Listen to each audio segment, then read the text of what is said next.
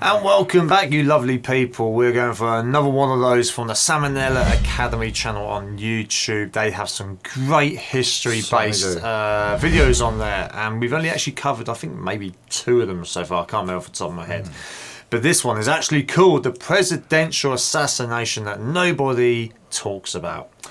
We've not even looked or dived into the comments or anything on this, so we don't even know which one they're going on about. That's it, because nobody talks about it. It won't be the JFK one, because everyone talks about that one. That's true. There is that, and the Abraham Lincoln, so I wouldn't have thought it'd be them. If you're kind enough, be sure to check out our Patreon in the top of the description. I'll leave a link. Help support us here at Hypetrain, and we're trying to grow as much as we can on that, so we can bring these out to you even quicker and more of them. So if you do, thank you very much. Yes, in the meantime, let's go for it.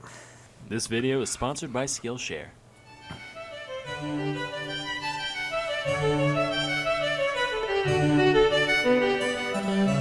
Hey kids, John Wilkes Booth, Lee Harvey Oswald, Hitler, all people who gained massive notoriety by killing one of history's famous leaders. But there are 2 Americans who committed an equally heinous crime as these 3, yet their stories are seldom remembered, mostly because nobody really cares about the presidents they killed. Originally I was going to talk about both of them, but the video ended up being way too long, so today we'll just stick to this one, I guess. Charles J. Guiteau was a pretty silly guy, and to understand how a guy could be so silly, you gotta start with his youth. Guiteau was born in Freeport, Illinois in 1841. His mom had postpartum psychosis and died when he was 7, alongside 3 of his 5 siblings. His dad, meanwhile, was mega religious and made a big point out of instilling those values in his son, often physically. This influence molded Charles into a boy who sought nothing short of total approval from others, and who would react very harshly to any criticism levied upon him. As a teen, he moved to Ann Arbor, Michigan for high school. He tried to get into the University of Michigan, but he goofed on the entrance exam.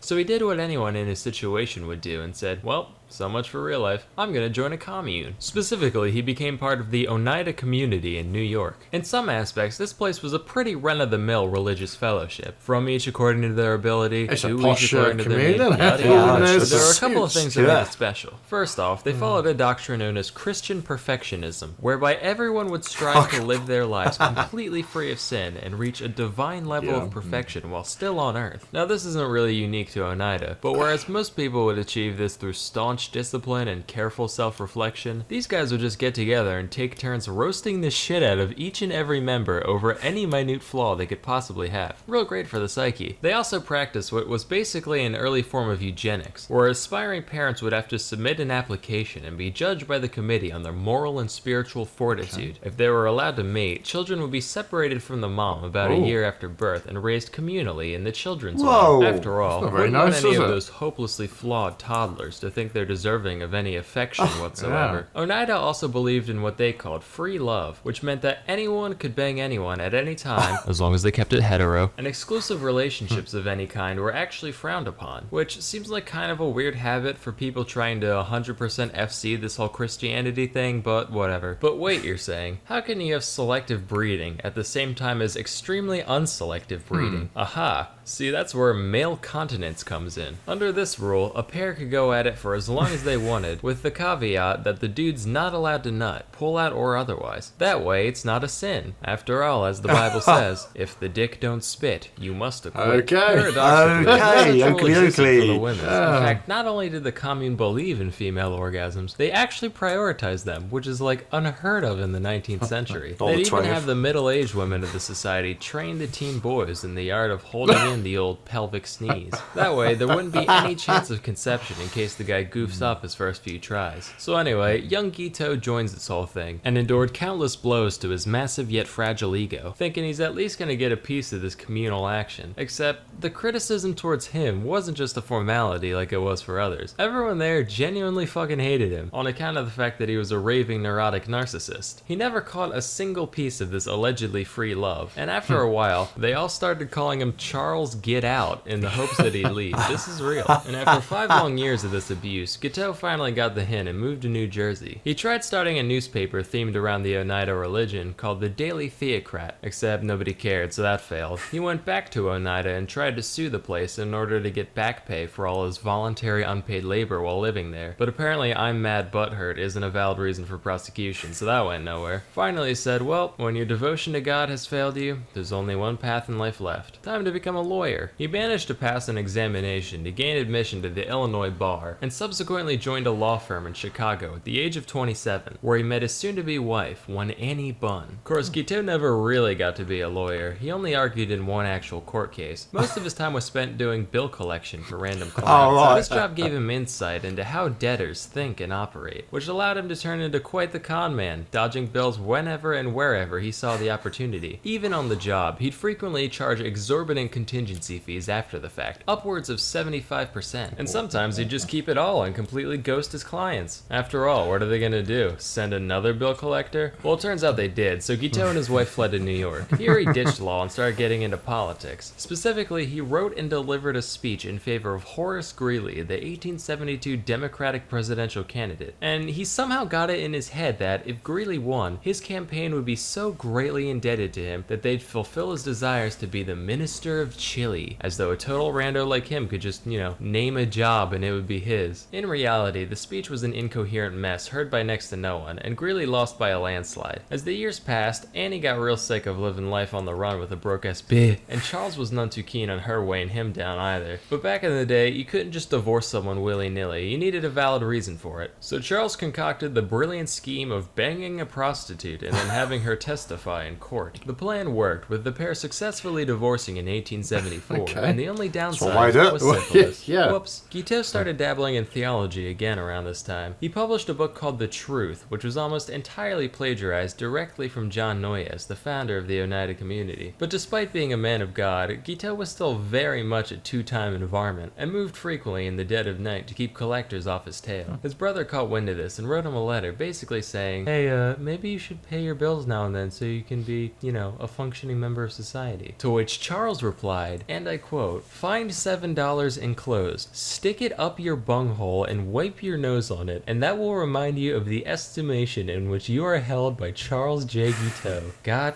damn. And to his own brother, the madman. Soon after he got arrested, bailed out by his sister, lived with her for a few months, attacked her with an axe, went to DC, rambled about religion to anyone who would listen, moved to Boston, got in a boat accident where everyone in his boat was fine, but everyone in the other one fucking died, took this as a sign from God, moved back to New York, and got back into politics in 1880, this time as a Republican. During this campaign, he's had quite the life so far, hasn't he? I'm like wondering how on earth he got to be a president, He literally just ran think about that bit, didn't he? How did that work? I mean, like you said, he's a lawyer, but literally had one case. Yeah, I've won that case, you didn't win anything, and pocket the money. I guess that's how he made it. It looks like he has a lot of bad luck around him as well. He just follows him, doesn't it?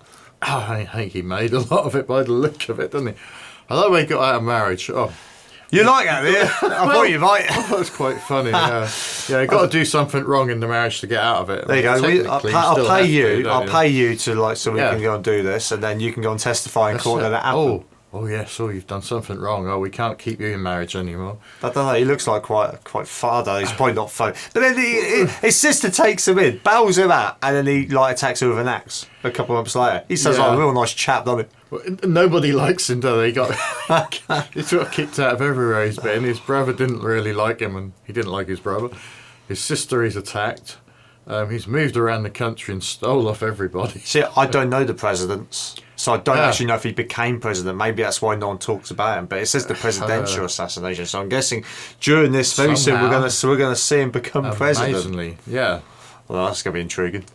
And there were two main factions of Republicans, known as the Stalwarts and the Half-Breeds, which sounds like some Tolkien shit, wish we had names like that today. Now, Guiteau considered himself a stalwart, and in a similar vein to his 1872 venture, he wrote a speech to promote stalwart candidate Ulysses S. Grant, who was shooting for his third term. But before he got a chance to deliver the speech, one James A. Garfield took the candidacy completely out of nowhere, beating out both factions single-handedly. He was like, rats, how am I gonna get power handed to me now? So he literally just scribbled out all the references to Grant and replaced them with Garfield and was like, yep, that'll do it. He read this speech all of twice, along with handing out copies to the Republican National Committee. In reality, this really didn't accomplish much, but when Garfield managed to win the election, Guiteau was like, yes! That was entirely me. Garfield is in my supreme debt. As God is my witness, he shall make me a consulate in Vienna or Paris or someplace cool like that. He went to DC to await his inevitable appointment, but obviously nothing happened. So he started writing letters. A lot of letters. When that didn't work, he started actually stalking both Garfield and the Secretary of State, James Blaine, intercepting them in hotel lobbies, just being like, oh, hey, yeah, it's me, the sole person responsible for your success. Say, how about a consulship? Alright, you'll get back to me, I get it. Whoa, haha. What a coincidence. Me again. How's that consulship coming? At first they simply ignored him, but eventually Blaine snapped, screaming, never speak to me again on the Paris consulship as long as you live. Damn you, Garfield! I sense a disturbance in the force. Maybe daylight savings just made Monday an hour longer. Wow, Garfield, that was quite the wisecrack. It's amazing how you managed to keep things fresh year after year. Burn in hell, beige dog. At this point, Guiteau completely renounced any faith in the current administration, and after a lifetime of clout chasing met only with disappointment, he decided his only option was straight up going postal. He convinced himself that it was now God's will to remove Garfield from this mortal plane in order to put his stalwart vice president, Chester Alan Arthur, into power. When he went to buy a revolver, he was given a choice between a wood grip and an ivory grip. Of course. He went with the ivory one for no other reason than he thought it would look cooler in a museum, and on July 2nd, 1881, he ambushed Garfield at the Baltimore and Potomac Railroad Station, shooting him twice in the back and mortally wounding him, all because he wouldn't give him a job. Garfield managed to hang on for 11 weeks before finally dying, which sounds like hell. Today's modern physicians actually believe that Garfield could have easily survived the incident if it weren't for doctors digging through him with unsanitized tools. Hey, modern medicine, thanks for not being worse than literally no medicine. It means a lot. But that didn't stop Guiteau from being formally charged with murder, and that's exactly what he wanted. Matter of fact, Guiteau was over the moon, taking his new nationwide infamy as the fame he always deserved. His trial was just bananas, with Guiteau hurling obscenities at just about everyone there, including his own defense team,